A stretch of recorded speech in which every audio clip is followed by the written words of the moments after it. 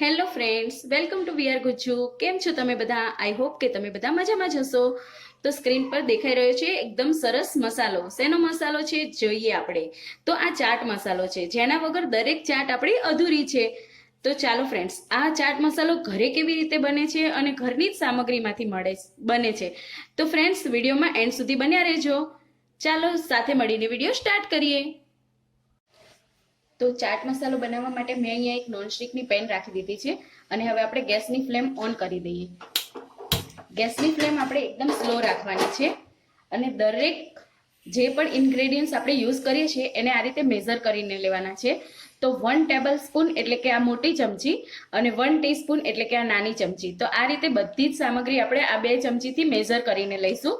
તો મેં અહીંયા 2 ટેબલ સ્પૂન એટલે કે 2 મોટી ચમચી આખા ધાણા લીધા છે, સૂકા ધાણા. એટલા જ પ્રમાણમાં એટલે કે 2 મોટી ચમચી જીરું લીધું છે, 1 મોટી ચમચી વરિયાળી,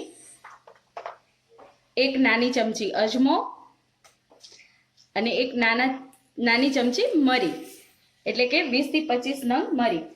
હવે અહીંયા તમારી પાસે સૂકા લાલ મરચાં હોય, કાશ્મીરી લાલ મરચાં, તો એ પણ તમે એડ કરી શકો છો.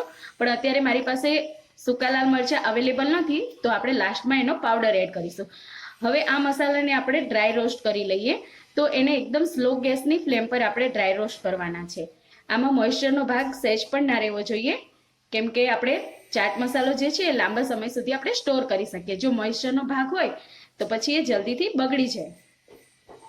તો આ રીતે આપણે એને મિક્સ કરતા જઈશું અને સારી રીતે આપણે શેકી લઈશું.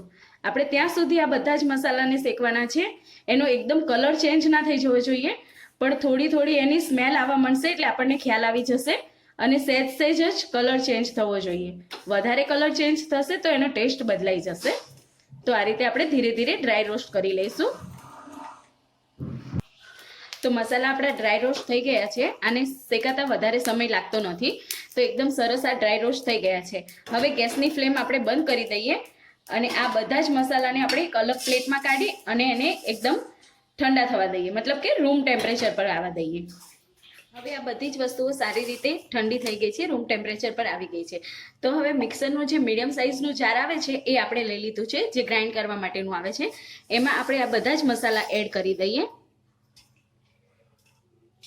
અને સાથે જ આપણે આમચૂર પાવડર છે, જે મેં 1 ટેબલ સ્પૂન લીધો છે, મતલબ કે 1 મોટી ચમચી. સૂંઠ પાવડર લીધો છે, જે મેં 1 નાની ચમચી લીધો છે. ચપટીક જેટલી હિંગ લીધી છે. 1 મોટી ચમચી સંચર પાવડર લીધો છે. અહીંયા તમારે આમળાનો પાવડર હોય તમારી પાસે તો 1 મોટી ચમચી જેટલો તમે યુઝ કરી શકો છો. મારી પાસે અવેલેબલ નથી તો મેં સ્કીપ કર્યો છે. અને સાથે જ મેં અહીંયા કાશ્મીરી લાલ મરચું લીધું છે. જો તમે ડ્રાય રોસ્ટ કરતી વખતે સૂકું લાલ મરચું લીધું હોય તો આ અત્યારે સ્કીપ કરી દેવાનું. અને મેં અહીંયા નાની ચમચી જેટલો એડ કર્યો છે. હવે આ બધું સારી રીતે આપણે ગ્રાઇન્ડ કરી લઈએ. આ બધું જ આપણે સારી રીતે ગ્રાઇન્ડ કરી લીધું છે, એકદમ પાવડર ફોર્મમાં આવે એવું. તો આપણે જોઈ શકીએ છીએ એકદમ સરસ ગ્રાઇન્ડ થઈ ગયું છે. હવે આપણે આને ચાળી લઈએ. તો મેં નીચે એક ડીશ લઈ લીધી છે અને ઉપર ચાળણી રાખી દીધી છે. લોટ ચાળવાની ચાળણી આવે છે એ જ રાખી છે.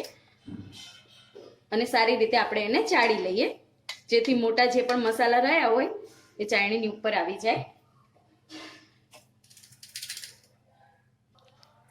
હવે આ રીતે મેં બધો જ મસાલો ચાળી લીધો છે. હવે ઉપર આટલું રહ્યું છે ચાળણ, આને તમારે ફરીથી ગ્રાઇન્ડ કરવું હોય તો ગ્રાઇન્ડ કરી શકાય છે. ગ્રાઇન્ડ ના કરવું હોય તો તમે જ્યારે પણ દાળ શાક વઘારો ત્યારે એમાં થોડું એડ કરવું હોય તો કરી શકો છો. અને તમારે વેસ્ટ જવા દેવું હોય તો જવા દઈ શકો છો. બાકી આને વેસ્ટ જવા દેવાની જરૂર નથી, કેમ કે આ આખો ધાણા જ છે, મસાલા જ છે, તો આપણે દાળ શાકમાં યુઝ કરી શકીએ છીએ. કેમ કે આને ફરીથી ગ્રાઇન્ડ કરવા જઈશું તો આમાં ગ્રાઇન્ડ થશે નહીં, થોડું વધ્યું છે એટલા માટે. તો આપણો ચાટ મસાલો એકદમ સરસ રેડી થઈ ગયો છે.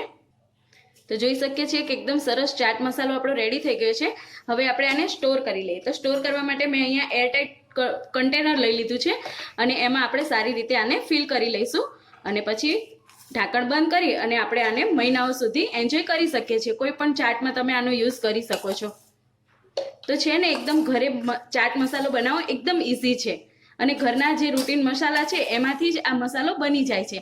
માર્કેટમાં પણ મળે છે, માર્કેટમાં પણ ઇઝીલી અવેલેબલ છે, પણ ઘરે બનાવીને આપણે આપણા ટેસ્ટ પ્રમાણે એસેમ્બલ કરી શકીએ છીએ. તો આપણને જેનો પણ ટેસ્ટ વધારે પસંદ હોય એ આપણે વધારે એડ કરી શકીએ છીએ. તો એકદમ સરસ આપણો ચાટ મસાલો રેડી થઈ ગયો છે યુઝ કરવા માટે.